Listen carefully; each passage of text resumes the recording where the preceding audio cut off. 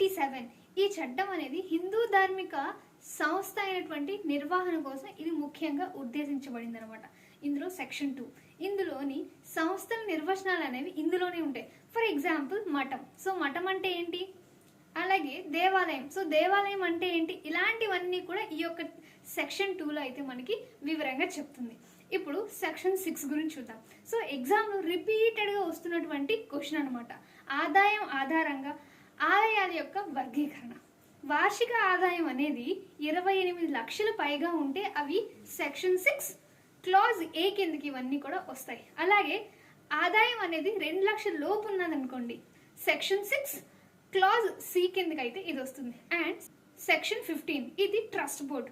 ఆలయాల యొక్క నిర్వహణ కోసం ధర్మకర్త మండలి దాన్ని నియమిస్తారనమాట. ఇందులో ఖచ్చితంగా కూడా ఒక మహిళా సభ్యురాలనే ఉండాలి. అదేవిధంగా ఒక ఎస్సీ లేదా ఎస్టీ సభ్యుడు కూడా ఖచ్చితంగా ఉండాలి. పదవీ విరమణ కాలం అనేది 2 ఏళ్ల పాటు ఉంటుందన్నమాట ఇందులో.